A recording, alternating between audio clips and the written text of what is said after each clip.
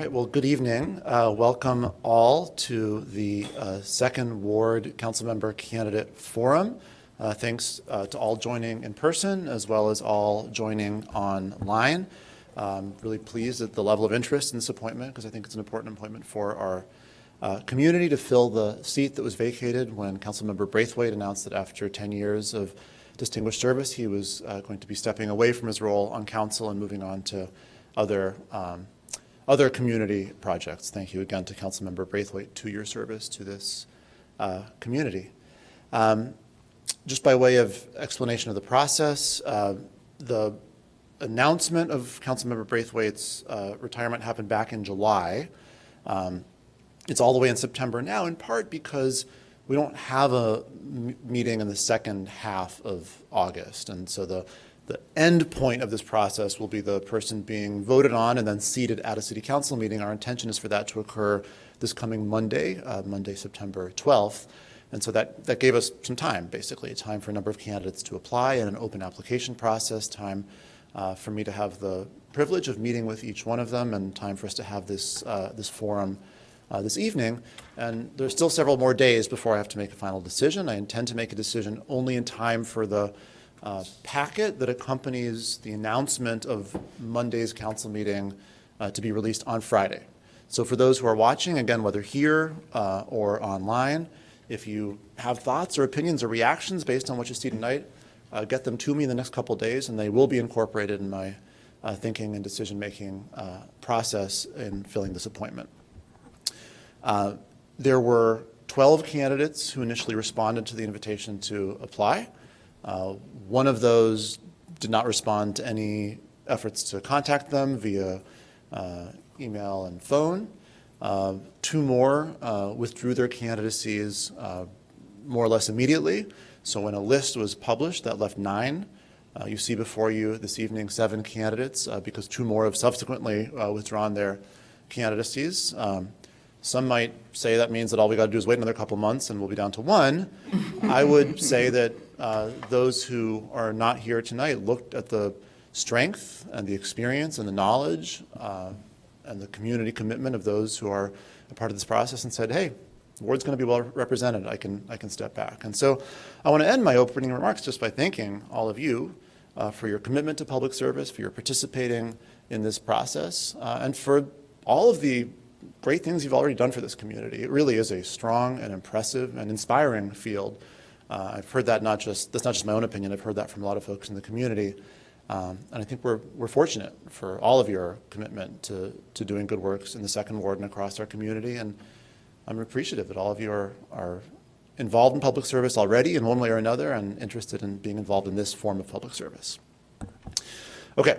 Enough out of me. We're not here to hear from me this evening.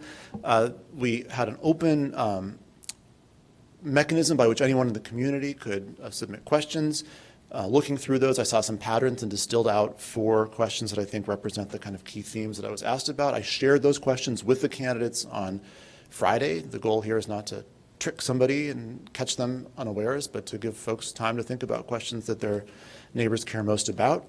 And so I'll ask those 4 questions of each of the candidates. We'll go in order from last alphabetically to first, and then back down the row and up and down. Each candidate will have 2.5 minutes to answer each question. I'll give you a 15-second warning. I'm not going to be, you're not going to get caught off in mid-sentence, but we'd ask for the benefit of the public who I think wants to watch all the way through and learn everything that there is to be learned from all 7 of you this evening to be respectful of the time constraints. So with that, again, thank you very much to all of you for participating. And the first question is very simple. Please introduce yourself and feel free to explain why you're running and what your top priorities on council would be, beginning with Ms. Tanyavudi. Thank you. It's a pleasure to be here, and thank you, Mayor Biss, for hosting this opportunity for us and for our community. My name is Anya Tanyavudi, and I think it's important in terms of explaining my priorities, what my priorities would be to set the stakes. The backbone of any great society is human rights, and in Evanston we have a history of love and harmony but also a history that is deeply inequitable. According to the most recent E-Plan report, we have a larger black-white death gap than in the city of Chicago.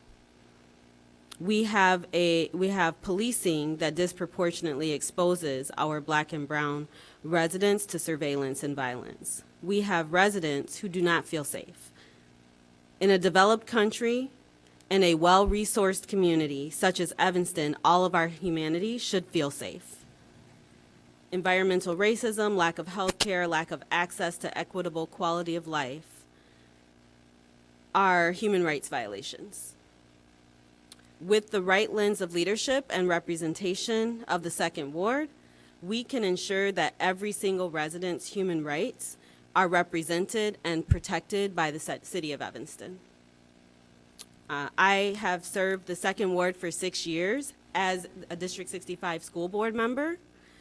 I've served as vice president and president of that governmental body, and I've led through a lens of equity and to transform a system producing consistently racist outcomes to one where all children have access to high quality, rigorous, caring education, regardless of race, ethnicity, or other marginalized backgrounds. I have a proven track record of doing exactly what I have said I believed in terms of equity and inclusion. Under my leadership in District 65, in partnership with many stakeholders and peers, we have bridged our values into actions, and we have built trust and relationship with our most historically underserved constituents. 15 seconds. Thank you. I have a proven track record in that we were able to return a walkable school to the Fifth Ward. We've invested in our Spanish dual language programs, and our early childhood outcomes predict the closing of the racialized gap in achievement. And I am thankful to have this opportunity to be here with you all today. Thank you very much. Ms. Lulay. So my name. I had to turn on my mic. So thank you, Mayor Biss, for having all of us here tonight. For those of you, if I didn't introduce myself earlier, my name is Blanca Lulay. I'm a lifelong member of the Second Ward. It's an amazing ward, and I wish all of our wards were as amazing as ours is. I lived in the ward even through undergrad at DePaul, stayed in my ward and commuted to Loyola for grad school, and then commuted to DePaul for law school, but have lived in the ward the entire time. Maybe because I was so comfortable in that ward, because we have so many great people in it, it just made sense to me to stay home while I was dealing with school. So there's a couple of reasons that I'm running.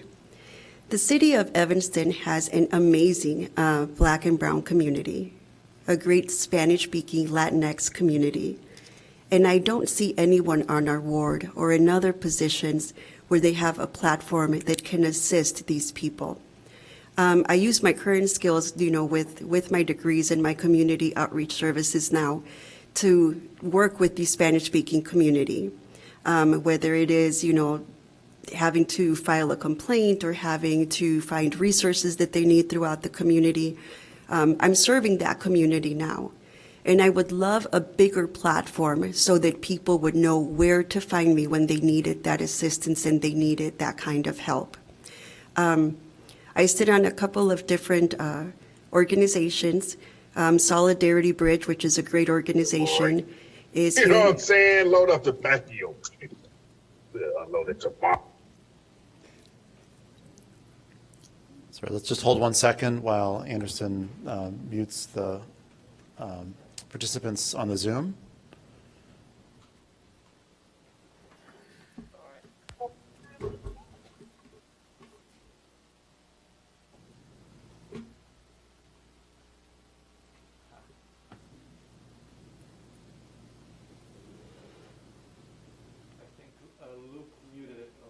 Okay.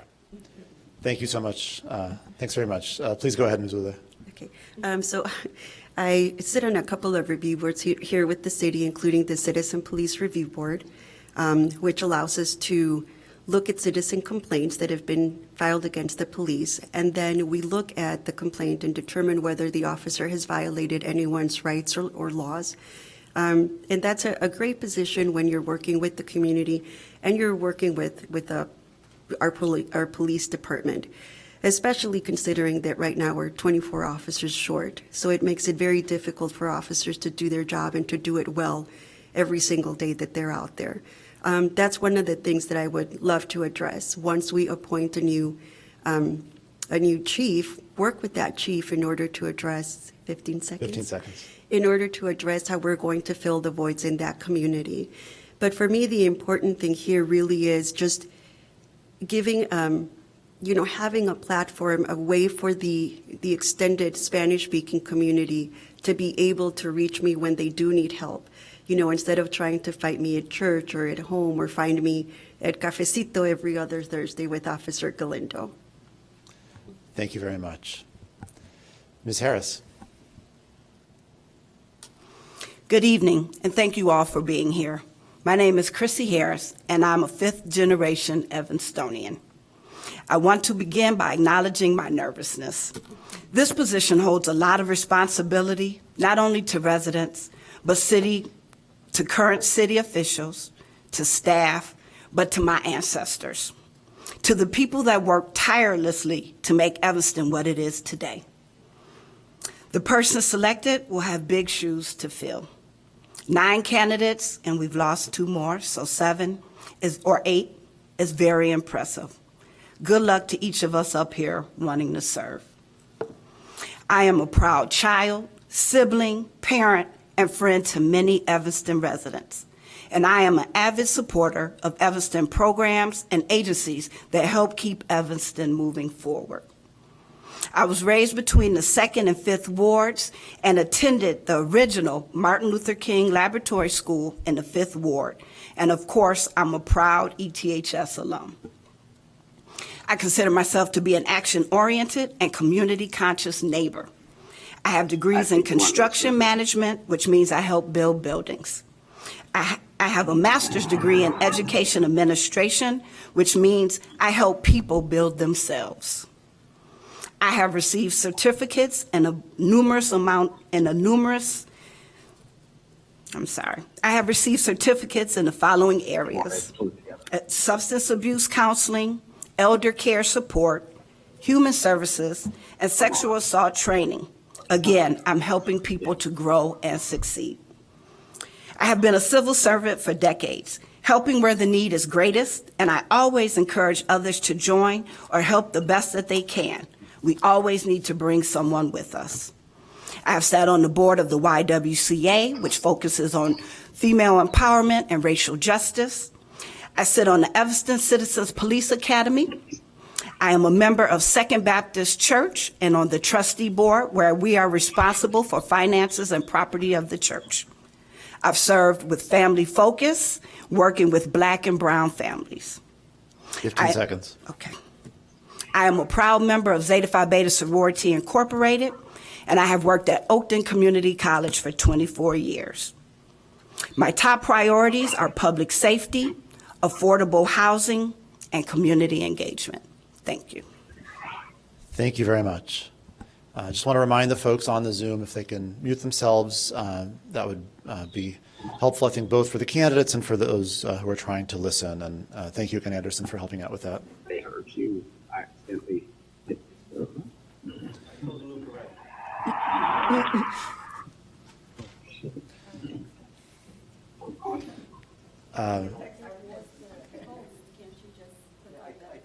I'm not the host, I told the host, but I'm gonna call Pete. I have his number. Right, we all are up here texting. We're second ward.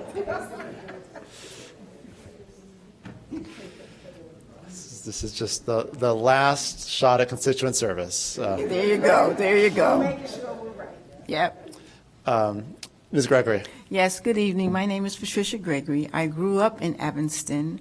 I moved away, living internationally and different parts of this country. So I've been and seen a lot of places, and I could set up roots where I could set up roots, but I decided to come back here and raise my family. I've lived in Evanston my whole life, and between wards 5, 2, and 8. And so I have 4 degrees, a bachelor's and 3 masters. I'm an educator. I'm a union representative at the school that I teach at. I'm also a member of the union's grievance committee. And I find working with a team, you may agree, and then sometimes you disagree. So I really believe in agreeing to disagree and moving on. I know that sometimes when you disagree, you're not really disagreeing with the people, you're disagreeing with the issue. And sometimes we get that confused. And what I wanted to say is that I am not long-winded, okay? So I try to keep it really short and concise. And so I wanted to give an example of this. I know everybody knows Steve Jobs. He's the Apple guy, right? Well, he was really doing well with his computers, and he was happy with that. But he surrounds himself with a team of people who don't always agree with him, but they choose the way that they disagree with him. And they came to him with the Apple phone, and he showed them. He said, no, we're not doing that, so they tabled it, okay? And so they came back to him, and he said no. And so after tabling for so long, he came back, and then he agreed to do it. And as we all know, the Apple phone is like one of the biggest phones ever. And that's how it is, I believe, in politics. I believe that's in every facet of life. You agree to disagree and move on. And that's the one main skill that I know I'll bring to the council. Thank you very much. Mr. Ferraro. Thank you. Buenas noches. Me llamo Mateo Farauto. No hablo mucho español, pero estoy aprendiendo. Good evening. My name is Matthew Ferraro. I don't speak much Spanish, but I am learning. And thank you, Mayor, for this opportunity to introduce myself tonight. This forum feels a bit like speed dating, but I am pleased to be in consideration with this very distinguished group of people tonight. Some of them may be more familiar with and to the people of this city, but I believe I have the right background to do this job and to do it well. I was born and raised in the suburbs of New York City. My father is an attorney, my mother a social worker. They were always very active in community affairs and encouraged me, their only child, to do the same. I attended the University of Wisconsin-Madison, where I majored in political theory. Go Badgers. While there, my mom, then divorced from my dad, decided to move to this area to be closer to me. I graduated some 25 years ago and dedicated my career to being a force for positive change on Capitol Hill, at the ballot box, in the executive branch, and with respected nonprofits. Although I do not have enough time to list all my relevant work experiences, I am proud to have supported progressive-minded candidates from Colorado to Connecticut and many places in between. And for 7 years, I had the privilege of serving as a congressional staffer in Washington, D.C., first for U.S. Senator Russ Feingold of Wisconsin and later for Congressman Brad Sherman of California. In 2015, I earned a master's degree in public management from Johns Hopkins University, hoping to extend my public service record. And in 2016, I had that chance when President Barack Obama made me the communications director for Peace Corps. In 2019, life threw me a bit of a curve after my mom suffered a debilitating stroke and could no longer fend for herself. So I moved to Evanston and have been here ever since, about 3.5 years now. I do have a wide range of policy interests, from election reform to food waste, but as city councilor, I would prioritize my constituents' interests, letting them shape my agenda rather than assuming that I already know what's best for them. Thank you. Thank you very much. Ms. Cannon?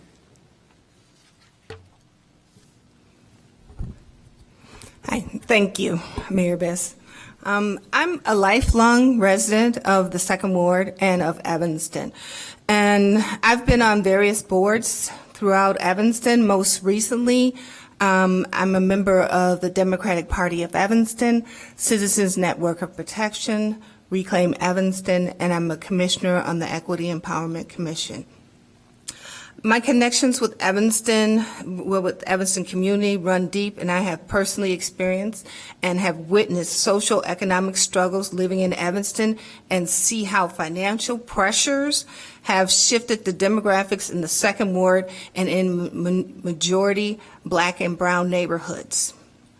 Currently on the Equity Empowerment Commission, I've brought a referral forward to combat predatory practices that pressure people to sell their homes. One of my top priorities is to further policies that will protect against the continued exodus of the Black and brown residents of Evanston. I'm a product of Evanston Public Schools, and my husband and I raised our son, and he is also a product of Evanston schools. I have an understanding from work experience about the challenges that Black and brown families face in Evanston. And as an elected representative, I will seek to broaden the interaction between our schools and our city to support the safety of our young people. And lastly, I have a BS in business with a minor in psychology from Roosevelt University. Thank you. Thank you very much. And I'm sorry for that weird feedback noise. I think to Ms. Tanya Woody's earlier question, if everyone who's not speaking could keep their mics off, that might help with that. But I haven't experienced that specific noise in the past, so I'm a little bit unsure of how to help. But thanks for rolling with that. Thank you, and Mr. Banks. Greetings, Evanston, and thank you, Mayor Biss. I am Keith Banks. I grew up on the south side of Chicago. I have lived and worked in Evanston for 27 years, as well as raised children with my lovely wife in Evanston Public Schools. I am running for the Second Ward Council member because I want to give back to the community, progressing from a community servant to a public servant. For the last 15 years, I have served on the board of Reba Place Development Corporation, which is a nonprofit, faith-based affordable housing organization that has created and managed a diversified portfolio of affordable housing for low to moderate income families. I currently serve as the executive director. I have gained a plethora of meaningful insight in Evanston through my work at Reba and my experiences from being an alumnus of Leadership Evanston, Lighthouse Evanston Rotary Club Rotarian, joining Forces for Affordable Housing member, a church elder, a men's fellowship facilitator, and a volunteer food pantry delivery driver for the Hillside Free Methodist Church for seniors and families in need. I have not only been exposed to Evanston's highest values of diversity, equity, inclusion, and a sense of community, but also the many ways it has yet to fulfill its potential for all residents.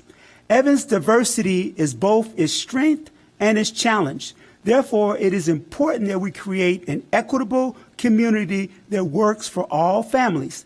The City of Evanston's stated vision is to create the most livable city in America. I want to contribute to turning that vision into a reality for all Second Ward residents and for all Evanstonians. My top priority is affordable housing because I believe being in a livable city starts with everyone having a livable place to lay their heads and raise their families. My priority is also to be a force for collaboration on the council and transparent and responsive to the community. Thank you. Thank you very much. So the next question will go the opposite direction, staying with Mr. Banks and heading to my left and y'all's right. And the question is super broad, so take it where you wish. And I should also add, there's no obligation to memorize. If anyone wants to ask me to repeat the question before they go, that's totally fine too. But this question is as follows: how do you plan to approach the issues of public safety, crime, and policing? Mr. Banks? A two-pronged approach is crucial. This looks like law enforcement on one hand, then health and community supports on the other. This includes affordable housing, mental health supports, jobs and training, and confronting food insecurity, as well as ensuring our institutions are equitable, anti-racist, and inclusive. Law enforcement needs a strong new chief of police who values equity and transparency and who can address the staffing shortages and morale issues in the Evanston Police Department. We have an opportunity to meet these three candidates on September the 8th. This is crucial to bolster community policing, which has recently been curtailed due to staffing shortages. I will make it a priority for EPD to connect with the community. This will look like bringing EPD reps to ward meetings for updates and to address concerns and encouraging a relationship between ward members and beat officers. I will promote programs like Officer and a Gentleman Academy Mentorship Program. As for public safety, an overlooked opponent in its relationship with affordable housing addresses housing decreases violence and improves public safety. Furthermore, it creates flexibility in a family's budget to spend more on food and health care, as well as contributes to the improvement of physical and mental health. Additionally, I will look at local organizations like Kurt's Cafe, Moran Center, EC2C, and others that work with vulnerable young people and encourage collaboration. I will also focus on issues of mental health, including supporting Evanston's Living Room, as it is a safe place for adults and mental health crisis. Furthermore, I would take stock of Evanston's youth outreach programs and workers and bolster that work. I also believe it is imperative to create summer programs, for example, the Mayor's Youth Employment Program, to keep youths busy and off the streets. I intend on approaching community issues from a trauma-informed perspective. This will include having a solid, emotional, therapeutic follow-up for victims of crimes, especially violent crimes, as well as working on restorative justice approaches rather than punitive approaches where possible. The goal is to repair harm and to grow and develop as a community, grow and develop together as a better community. Thank you. Thank you very much. Ms. Cannon. Okay, so, I mean, look, everyone wants, needs, and deserves, safety in our neighborhoods. And the last two shootings have both been within a block of my neighborhood. So the reasonable solution is to increase police and safety presence immediately. It needs to be all hands on deck in order to make this happen. Evanston residents are rightfully upset and concerned about the increased violence in our community. I'd like to also see, since we've had a decline on police officers leaving, I'd like to get an understanding as to why there's such a great exodus from leaving Evanston. People shouldn't live in fear and in Evanston. We need to create some preventative measures. Our young adults deserve to know that they are cared for. And our public institutions need to work together. That's the City of Evanston, our school districts, and coordinate and work out a plan in which we can support them and that the young people have a place to go to express their needs and concerns and their fears. We need to institute ways for our young people to be able to speak to someone if they feel that they're at risk 7 days a week. Conflict resolution centers are what we need, located in churches and schools. Crime. When I think about crime, some of the things that concern me are about human needs. Do people have food, clothing, shelter?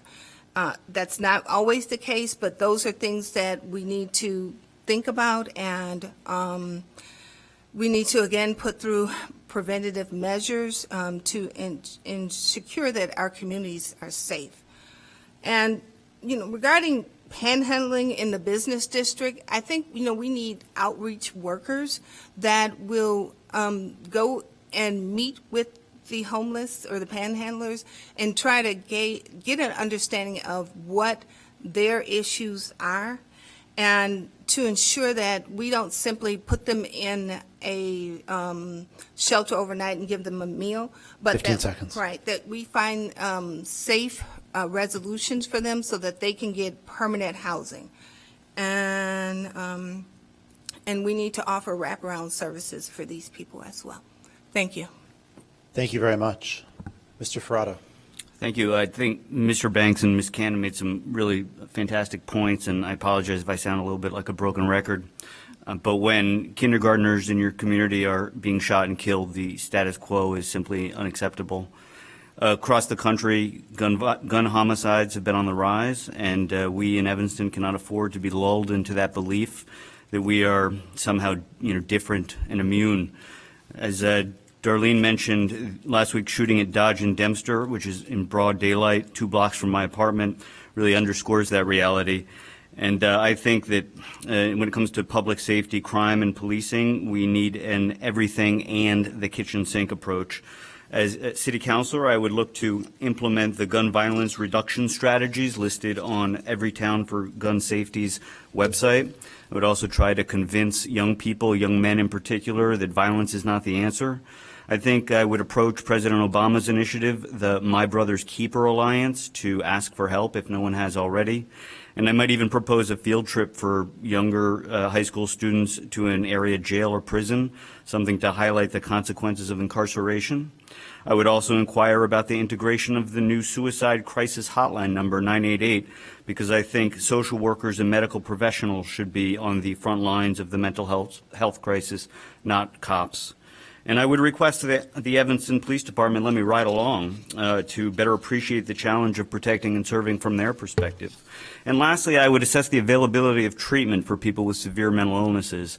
Before moving here, I worked for a nonprofit called the Treatment Advocacy Center, where I learned that barriers to psychiatric treatment can lead to devastating and all too preventable tragedies. These tragedies place overwhelming stress on public health, criminal justice, and correctional systems, as well as state and local budgets. There's obviously no quick fix for these problems, so again, I think we need to be both bold and creative, but bottom line, when Evanston residents leave their homes, they do deserve to feel safe, and right now, many don't. Thank you very much. Ms. Gregory. Yes, public safety and crime is a huge concern of mine, both in the ward and in the community. Most of the concern is with youth having and using guns. Right now, we have 2 popular programs that I know of, YOU and Officer and Gentleman. I'd like to make these programs more effective and implement additional programs to include parents, because these children come from somewhere. And that's very important to me and very kind of scary too. But we have enough data also and consulting to know that a traditional way of policing is not working in today's society. For example, look at what happened to George Floyd and Breonna Taylor, and right here in Evanston when a man was trying to get into his own car. We need more of a community-based style policing, where police interact more with the community and are more proactive than reactive. Thank you very much. Ms. Harris. Thank you. So I'd like to take a few moments to pay homage to the families affected by the most recent incidents of violence that have happened, not only in the 2nd Ward or the greater Evanston community, but across the globe. We mourn injury and loss of life and the trauma that these incidents invoke in our neighborhoods. We condemn them, and we must continue to look for ways to bring our community together. We must act and work together to heal the hurt. We know hurt and broken people often hurt other people. We need to have services, trauma-informed care, and alternative programs for our youth are key and essential. Our youth, our students, I work at a college, they're not connected to the community anymore. We have to create programs that bring them back into the community and help them know their neighbors. My first plan of action is to meet with the problem-solving team of the ward, Officer Galindo. I would walk and drive the ward and get the perspective of the team enforcing and patrolling our neighborhoods. It's important to see through a different set of lenses. As mentioned before, the Evanston Police Department is suffering, as in the whole world, with workers. We're down to 103 officers. Many of the calls that they receive are quality of life issues that don't need tactical support. We have to make sure we direct people where they need to be. For example, a leaf blowing incident, that shouldn't be a 911 call. That's a call to property standards. And guess what? They can write tickets as well. See, that's what we always want, a penalty. So there's different departments in the city that do that. We need to make sure we get people connected to the right resources. That's always the key. Mental health crisis calls need social workers and better support systems in the facilities housing our vulnerable clients. Again, the Evanston Living Room Project. Also working with our neighboring cities, talking about what is the word on the street and how do we collectively work to prevent these incidents. Not reactive, but proactive. 15 hitting seconds. the ground. Police should feel they are part of the community, and the community should feel like they are part of the police. Sir Robert Peel. Thank you. Thank you very much. Ms. Lulay. So one of the things that we've all pointed out is that we're about 24 officers short. That makes it really difficult to handle calls, whether they're 911 calls or not. One of the things that we need to address in order to address public safety and crime is to build up our police department. So that would be working with the police chief and making sure that we have some way to attract officers to our department, that we're providing, whatever services they require in order to become members of this community and that they can come out and work. Our shifts with police officers right now, they're working 12-hour shifts. We've lost police officers. We've got Officer Galindo left as the only community officer available, as far as I know. And he's a pretty busy guy, both in English and in Spanish. He's well known to the community. We've got kids on our block who recently had a Nerf gun taken and immediately said to me, "Call Officer Galindo. My Nerf gun got stolen." So we all have ideas on how we want to fix it, but until we build up our police department, there's very little that we can do to address some of the issues in our community. If we don't have community officers that can come out and introduce themselves to the actual community, then whenever there's an issue, even if it's a leaf blower, someone's going to call the police department and say, "You need to come out here and do something about that." One of the things that I think we would do and could do well is explain to the community what's a 911 call and what isn't. And also explain to the community that they can text to EPD tip and explain in the text message, "Hey, this is the address, this is what's going on, can you send someone to look at it?"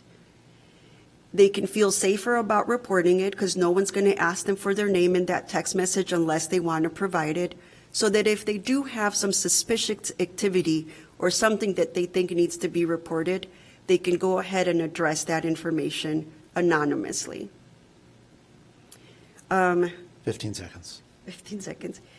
And you can't really address public safety and policing unless you have a police department that's at full force and ready to take on their roles. Thank you very much. Ms. Tanya Vudi. Thank you. Okay, there we go. Thank you. I think that, again, I want to kind of frame the issue. In my experience of the second ward, which is my family's chosen home, which we love deeply, I feel like equity, affordability, and inclusion are top priorities. And I try to think about public safety expansively. We are safe when our basic needs are met. We are safe when we're housed and fed, when we're free from stress and worry for ourselves and our loved ones. The right to public safety is a human right. And in my experience in District 65, we talked about how we wanted to best keep our community safe, and we had a conversation at the board level, and we invited residents to speak to us about how they felt about policing in our schools. And one of the things that was communicated to us by our most marginalized populations is that they would feel safer if we addressed the needs that were being expressed with other means besides resorting to policing immediately. And so one of the ways that we have addressed that is by focusing on restorative justice and mental health investments, to acknowledge that many of the needs that are being expressed in ways that are antisocial or not acceptable are expressions of need, especially by children who still have developing brains and developing moral compass. And so we have invested in de-escalation training, providing mental health services, making sure that everyone's trained in restorative practices. And I have the experience of also seeing how that works and how it doesn't work. And one of the things that I think is difficult for some folks is that we're quite used to punitive practices and methods of punishment. And I think that it's important to think about meeting people's needs and focusing on accountability, not necessarily and co-accountability. It's the police need to be accountable to community, and community needs to be accountable to police. 15 seconds. And I think there's a Hillard and Hines report that has a number of recommendations for Evanston's police department. We have the police chief hiring opportunity, and there are a lot of ways that we can talk about filling those roles through a lens that is anti-racist and inclusive and addresses the human rights of our ward. Thank you very much. That concludes the second question. So the third question will start with you, Ms. Tanya Vudi, and go back down the opposite direction. This question is as follows. What is your approach to housing and specifically to keeping the ward affordable, especially for older adults and families who've been in the community for generations? Yeah, so I want to share first that I grew up in Chicago and Southwest Michigan in a university town, not that much different than Evanston. We were poor. We experienced homelessness and hunger. We experienced exclusion and harm as a result growing up. At times, I experienced trauma, shame, and sadness in that exclusion. But I also experienced tremendous love, care, creativity, resilience, fun, and just sheer brilliance of culture. As a result, I understand that regardless of any of our income, everyone deserves opportunity, dignity, and care. And affordability is not an abstract issue to me. It's important to me because I understand ultimately what it feels like to be without. I understand what it feels like to be economically insecure. I've led in a way that demonstrates that I have the value for everyone's human dignity and inclusion regardless of their background, including their economic background. And I understand affordability and accessibility as a human right. I know that our community is stronger, it is better with the gift of human diversity, and affordability allows that. I believe that one of the things that the city of Evanston needs, and that I would love to work in partnership with colleagues on the council, as well as staff in City Hall, as well as housing partners in the community, is to address the need to establish a comprehensive affordable housing plan for the entire city of Evanston. Affordable housing cannot be solely the burden of the most economically diverse wards. It needs to be the burden of the entire community to maintain the beauty and abundance of diversity that we've been blessed with.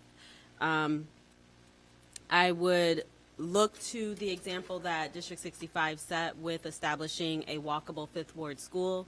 We obtained data from third-party entities. We included as many stakeholders from around the city as possible to come up with a comprehensive plan that represented the commitment of all of our stakeholders to a walkable Fifth Ward school. 15 seconds. And I think that that same lens and approach and experience I would like to bring to the second ward to think about how we make sure the second ward is affordable, but as well as the entire city of Evanston. Thank you. Thank you very much. Ms. Lulay. Sorry, I had my mic off.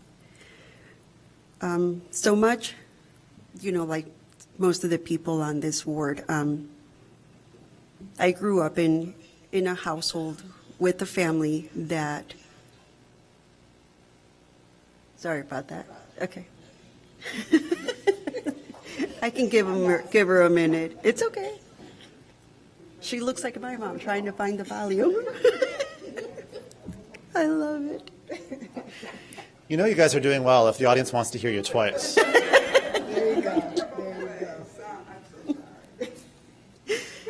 Okay, are we good to go? Okay, I'll give you a minute. She's honest, give her a minute. Yes.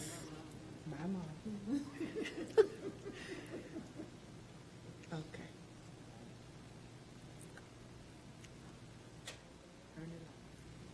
It takes a few people, give them a minute. Okay, Whenever you're ready, go ahead. I'm ready. So I grew up in a household where I was one of 5 kids. My mom didn't work outside the house because apparently 5 kids in the house is enough. And my dad was the only person who worked. So there were certain kids sometimes that other kids had that my family didn't, whether it was a new bike or, a different pair of shoes or a new pair of shoes, whatever it was, there were certain things that we weren't going to get that other kids that had, 2 working parents or lived in different communities in Evanston could have.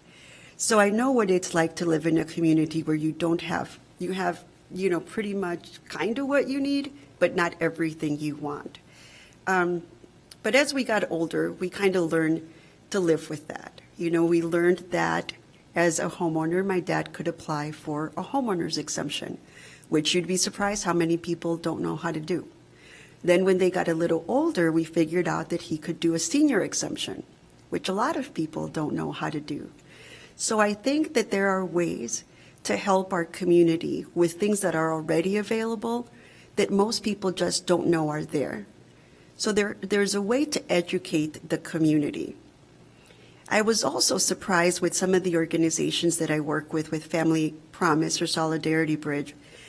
If you tell people that there's an issue in the community, you'd be surprised how many people want to stand up and help. We've had people, whether it's through church or community resources, where you say, this person lost their job during COVID, they're having a huge issue. It's kind of like having a GoFundMe page for your community. If someone isn't doing well, I'm always pleasantly surprised by how often a neighbor or a friend says, I can help with that. So I think it's about letting the community know that there are issues out there and that we expect them to help if they're available to do that. It's happened in our ward more than once when Peter was around, where we knew someone was going through a difficult time. He communicated it to people who knew how to address it, and so we went ahead and addressed it as a community. 15 seconds. I think the important thing is to let people in your community, let them know what's going on, and give them the opportunity to help. I've always been pleasantly surprised by how often someone steps up and wants to help someone with the problem address that problem. Thank you very much. Ms. Harris. Thank you. So this is an important issue. My family came from Abbeville, South Carolina, and Como, Sardis, Mississippi, for a better life. And they found it here. So it's important to maintain the integrity of what Evanston was founded on. We have generations of family that can't live here anymore. They're being priced out. This is not just an Evanston, and this is not just an Evanston issue. It's a national issue. People have to be paid living wages. We have people that go to work 9 to 5 and they live in their car. That's not good. Economic empowerment, making sure our community businesses are hiring us and paying us decent wages. We have to annually reaffirm our commitment to our senior facilities. Many have been named after pillars in our community, and we have to make sure that the services and resources are in place to appropriately house our seniors. Evanston must always remember, I am because they were.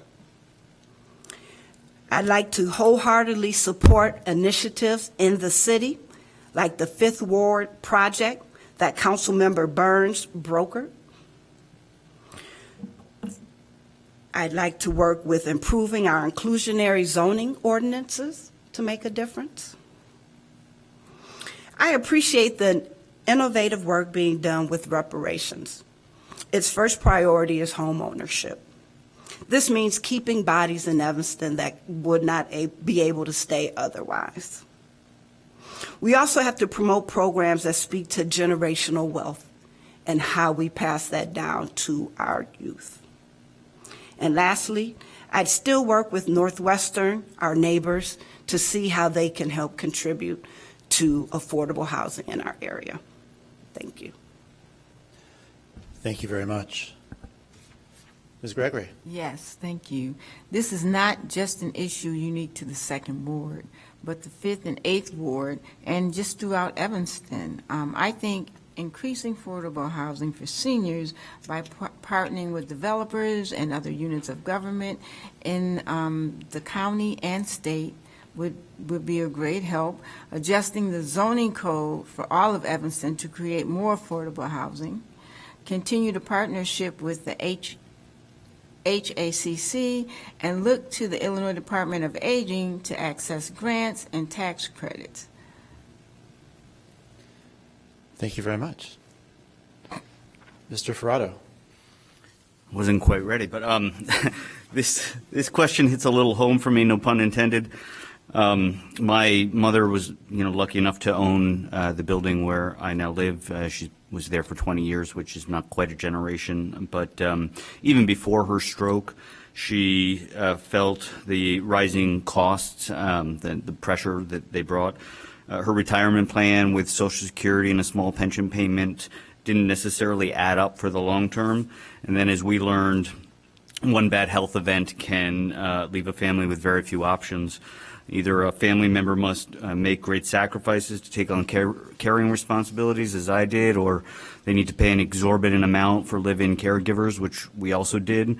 And meanwhile, most assisted living facilities and nursing homes are as expensive, if not more. And as a last resort, there's Medicaid, but that only affords limited options. So I think we need to approach the issue to find a balance, one that values the legacy of seniors and preserves their dignity, but also allows the opportunity for smart and responsible growth. I'm thinking in particular of Evanston Plaza. I know that Valley's benefited from city-provided construction loans in the past, but I am envisioning a mixed-use development, a real community hub that both utilizes climate mitigation measures and leverages city approval to demand affordable housing. That may be a bit of a pipe dream, I realize, but in the meantime, I think we need to be proactive about helping seniors. I was paying my wheel tax a few weeks back at the Levy Center, and I heard a woman inquire about LIHEAP, which is, as you may know, the Low-Income Home Energy Assistance Program. She was turned away and told to look for information online. I'm just not cool with that. If, in cooperation with state and federal officials, we help seniors access benefit programs like the tax incentives or exemptions that Blanca mentioned, we can make their lives more affordable.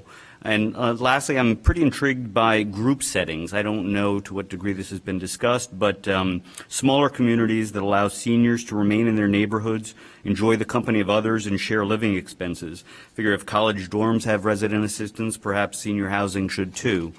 And I, as city councilor, would seek or find out whether zoning changes or tax incentives might make such housing options more abundant. Thank you very much. Ms. Cannon. Thank you. So one of the biggest things I think if we are looking at affordable housing, I think the city needs to own affordable housing because then it will stay affordable indefinitely. We cannot count on developers to provide us with enough units to provide the families that are in need. Let's see. Another thing I think about is that we have programs to help homeowners rehab their homes, and we use CDBG funds from the general fund so I think that information needs to be more accessible so that people can know how they can rehab their homes and stay in their homes. I think we need to think about investing in limited equity co-ops. LECs are designed for low-income people who want to purchase homes. They can purchase them with government grants. There's low interest rates for them, and they can be townhomes or condos. We have a lot of different types of co-ops within Evanston as well. Land trusts. I think we need more land trusts as well. And the land trusts specifically, they need to be throughout Evanston, just not focused in like the 2nd or the 5th ward. And, as we know, the demographics in Evanston are changing in the city, and it's due to the high cost. And because of this, Evanston is becoming more segregated, and I think both racially and economically. And I think that, we need to, try to work on changing policies. Roll our sleeves up and just get to it and create a plan that's feasible for everyone. Thank you. Thank you very much. Mr. Banks. For much of the last 20 years, I've been involved in development of affordable housing. I was the executive director of the Evanston Community Development Association, ECDA, which is an amalgamation of diversified churches. We had 6 white churches, 6 black churches, all working together to tackle the affordable housing problem and via the faith-based community. I've seen firsthand that Evanston is facing housing challenges affecting families of 5 or more people, as well as the most vulnerable families earning under 30% of area median income, in a sense creating an inverse bell curve where we have rich and poor. We're losing the fight to help middle-income families attain affordable housing because there's not enough affordable housing in larger units for bigger families, nor enough affordable housings under $300,000. My approach to that is to promote the creation of more affordable housing by creating a range of affordable housing units, such as mixed-income affordable rentals, mixed-income affordable condos, mixed-income affordable co-ops, mixed-income affordable townhomes. This involves a model that basically transforms vacant lots into affordable rentals, co-ops, condominiums, and townhomes. And it also would include new construction as well as repurposing old structures to help build the economy. Now, in order to also make this happen, it takes money. And to do that, it takes a lot of layering. So you have to collaborate and with the city, state, federal. You have to use low-income tax credits and government grants in order to subsidize the creation of more affordable housing units. Also, land trust models make affordable housing in perpetuity. In order to maintain the diversity of the great city of Evanston, it is important to maintain affordable housing so that people that live and work here can afford to stay here. Promoting stable, affordable housing across cultural, social, economic, and other unique backgrounds support a culturally diverse community that can thrive together. I want to use 15 seconds. Okay, I want to use an example. We were able to help with Evanston Community Development Association. We were able to help a family of 5 that was living in a cramped 2-bedroom apartment move to a 3-bedroom townhome, and for $165,000. This was about 15 years ago. They're thriving. Not only did they survive, they're thriving. Their kids have gone to college. They're doing well. They grew up here, lived here, worked here, and now they're successfully doing well in an affordable housing unit. Thank you. Thank you very much. This brings us to our final question. We'll go from, I was going to say from A to Z, but really from B to T, from Mr. Banks to Ms. Tanya Vudi. And the question is as follows. What is your leadership style, and how do you plan to engage with Second Ward residents to make sure their voices are heard? I have a collaborative style that is founded on listening and establishing trust, delivering on my commitments, and acting as a promoter of the voice and needs of others. As a Second Ward Council member, I will be a consensus builder and a bridge builder of inclusivity. I will engage people directly with people on the council and in the community, as well as listen with respect and to understand. I will ensure Second Ward residents' voices are heard through the use of regular ward meetings and hold regular office hours. I will also spend time in and around the community to engage with constituents while keeping my finger on the pulse of current issues on people's minds. I will work to address issues from homeowners, homelessness, to small businesses, to families with children, to community elders, and all the people who make up the Second Ward. Thank you. Thank you very much. Ms. Cannon. Thank you. I'll be responsive to residents and encouraging residents to email and call. No issue to me is too small. So if someone wants to call and complain about their garbage, everyone deserves to be, their issues deserve to be recognized. I will, send out the ward newsletter or information in both, English and Spanish. And if there is a third language that's prominent in the ward, to also put it in that language as well. I think that at ward meetings, when we meet in person, I think that we need to have someone there translating, and again, in Spanish, and if there's another language that's prominent in the ward, to acknowledge that as well.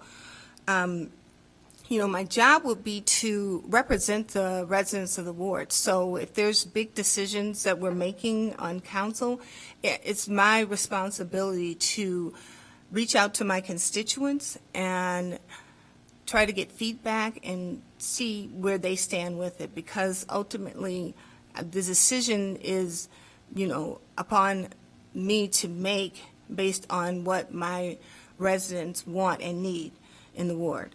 Consistent, ward meetings, and if people want to meet in person or virtually, ideally I'd like to have, hybrids, so that and have the meetings recorded so that not everyone can attend the ward meetings because it's at 7 p.m., but have it recorded so that people can stay engaged, and have an after meeting summary so that those who could not attend, so that they can at least kind of read and see what we're doing.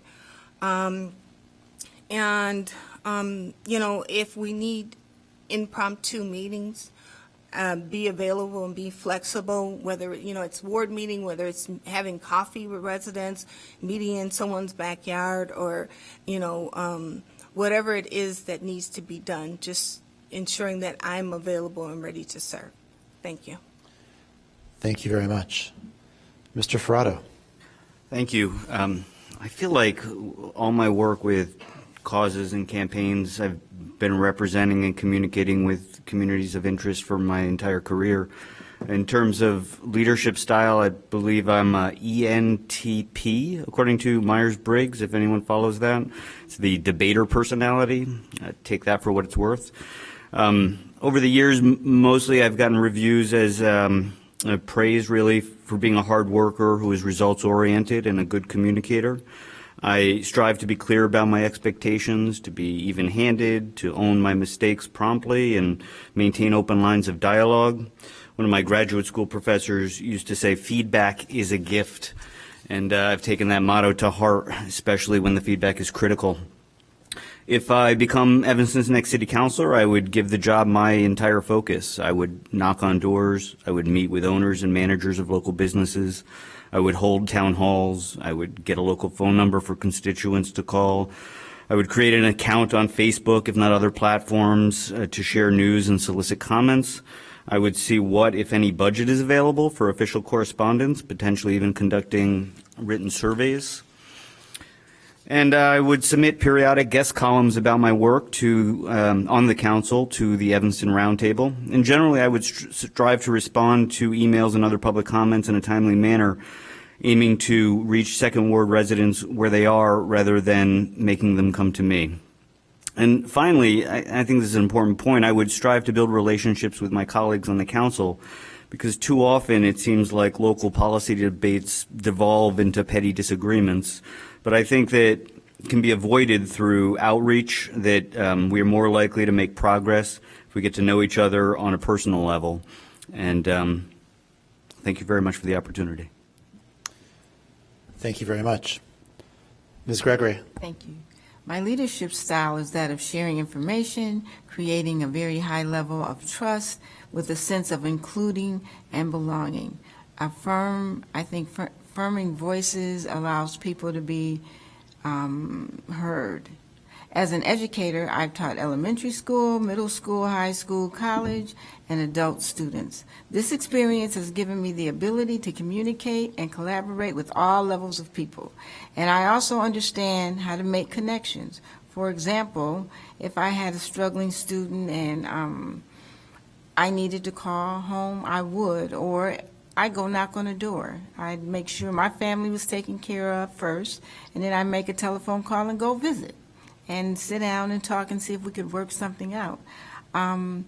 So me going out into the community and doing outreach, I'm more of a people person, so I have to meet people face to face.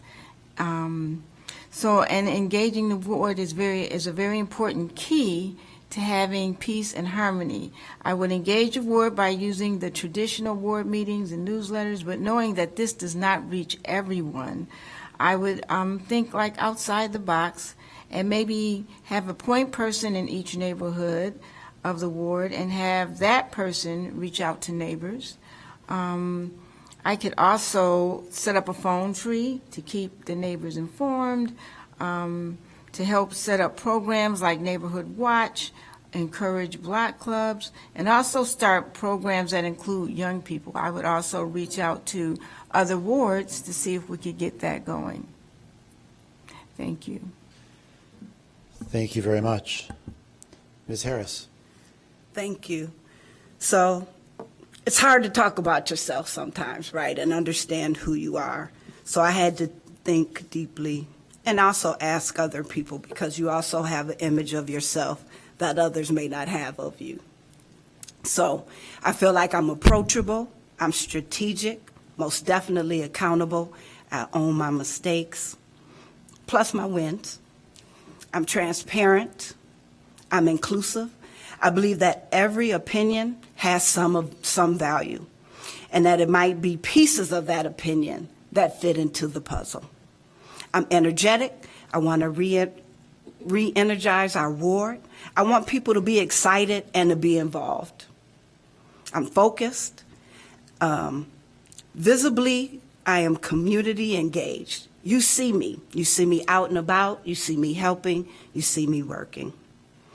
So once the seat opened, I reached out to my neighborhood, to my neighbors in the ward to give feedback and endorsements. I wanted to know if they believed that I could do the job, because again, I believe I can, but do others have faith in me? I then contacted staff to see if they believed they could work with me, and they said yes. After completing the application, I reached out to council members to introduce myself and to present my credentials. I spoke to a few and asked what was important to them and what did they want to see happen in the city, because it isn't just about me or the Second Ward, it's about all of us. If appointed, I look forward to visiting the existing block clubs. These are areas that are already galvanized and working together. They are active and engaged. I want that energy to spill out to all of the community. I plan on continuing the monthly ward meetings, and to be honest, I'm going to have more in the beginning, because I need to hit the ground running. I want these meetings to roll. So because we are racially and economically diverse, I want to talk to people, I want to see people, and I want to work with everyone in their environment, not just mine. Regular office hours and walking the ward. I already do that. I walk all aspects of our ward, all of Evanston. I ride my bike and look and talk to people all the time. 15 seconds. Okay. I want people to know who I am and how I can help serve. Sending newsletters and updates out, I want everyone to know what I know. And whatever languages we need to translate that in, we can do that.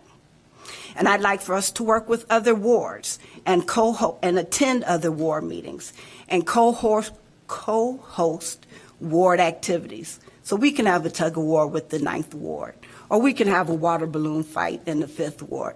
But I think us working together only makes us better. Thank you. Thank you very much. Ms. Lulay. I'm never going to get used to the button. I've So I been think- up there for a year and a quarter. I've not gotten used to it yet. That makes me feel better. Thank you. So I think that my leadership style, I would call it more like transformational. I'm comfortable with emphasizing that there's certain needs that we need to change. And I'm comfortable explaining to other people what those changes are, and then applauding them when they accomplish the changes that they want to see, whether it's with my assistance as their representative in the ward or not. I think it's important to focus on what we want to accomplish in the future, but it's also important to lay out how we're going to get there, how we're going to accomplish all the things that we need and want to accomplish. It's important to focus specifically on people, but I also think it's really important to educate people on the changes that you want or the changes that they want and how they want to get there. And it's important to educate people that a shooting on Dodge and Dempster is going to take priority over someone who's complaining about, some kid screaming down the street, or we had the example earlier of the lawn blower or the lawnmower. So I think part of that transactional leadership style is about not just working with the people, but educating the people that you work with on how they can address certain issues, what the level of importance for certain issues is, and educate them on the level of what they can do as a community to make things better. I am fully bilingual. I was a Circuit Court of Cook County interpreter all through undergrad. So I would love the opportunity to have the meetings in English and a week later half the meeting in Spanish, because even if people are fully bilingual, they may not necessarily feel comfortable enough to come to a meeting in English. And of course, translating our documents and our, team meetings into any other language that the community needs us to translate that into. Thank you very much. Ms. Tanya Vudi. Thank you. I appreciate the question, and I have been a nonprofit leader for almost 25 years, and in addition to my work on the school board for the past 6 years. And so I based my response based on the feedback that I've gotten from staff members, from stakeholders, as well as my own personal reflections on myself. I would describe my leadership style as collaborative, relational, empathetic, principled, and courageous. It's been pressure tested in high stakes and high visible situations that are high stress, and I think that we demonstrate our truest selves in those circumstances. And all of the folks that I've been shoulder to shoulder with in those circumstances share those assessments of how I show up in the world. And I'm deeply touched because that's how I intend to show up in the world. I appreciate that they see that as well. And I'm really honored that I have letters of reference from all of my current District 65 board colleagues that were able to reflect my leadership style back to me in ways that I didn't know that they noticed, but I was really touched that they did. I think in terms of working with residents and constituents, that also is pressure tested.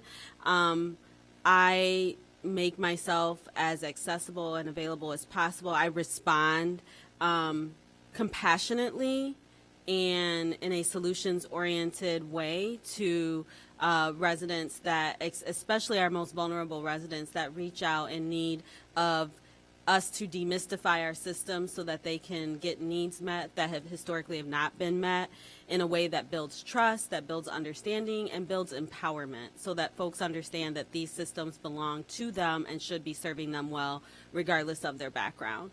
And those are the method or the values that I bring to leadership. In terms of this particular role, I have had the pleasure of meeting many of the Block Club leaders and neighborhood association leaders that we have in the Second Ward, and we are abundant in Block clubs and neighborhood associations. I would want to host ward meetings that funnel up information from each of those Block clubs and neighborhood associations so that we have a constituent voice included in the ward updates to make the ward meetings feel relevant and useful and urgent to everyone's needs and interests and curiosities. I wouldn't presume that I know exactly what folks want to hear about. Though I would want to make sure folks understand what I understand, I would also want to hear from folks what they are curious about and need in terms of updates and a liaison type relationship with the city of Evanston and our residents. In terms of colleagues, I mentioned I have letters of support from my current District 65 board colleagues. I do want to say that I think that collegial relationships are really important, and the secret sauce to collegial relationships is not actually conflict avoidance. I think, in my experience, the secret sauce to collegial relationships is to think deeply about the culture and climate that you're committed to on behalf of the residents that need all of us to work together in partnership and in a way that models for everyone a commitment to our collective residents and the vulnerability of our most historically underserved residents.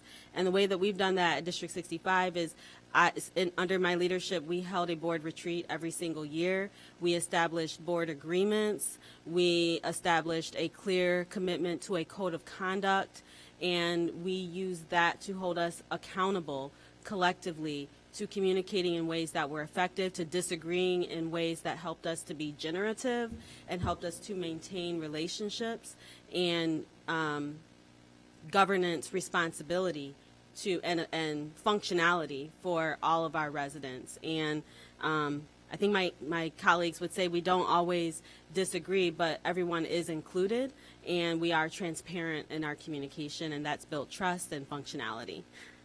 Thank you very much. I want to thank everybody for being a part of this evening, the folks who took the time to show up, who are standing behind me, who are so engaged in the future of their ward they wanted to be here, those who are watching on Zoom as well. And I want to end here. You know, it's often the case that you don't really want to have an incredibly difficult decision on your hands, but I'm so relieved to have a hard choice. I'm so relieved to have so many different strengths represented up on this dais. We've got 7 people here who are passionate, who are committed, who believe in public service, who want to make their ward and our whole city better, and who bring all these different experiences and skills and ideas to the table. So I just would like us to conclude this evening by thanking these 7 candidates for putting themselves out there, for giving to the community. We appreciate your service, and we look forward to working with all of you to make the city a better place.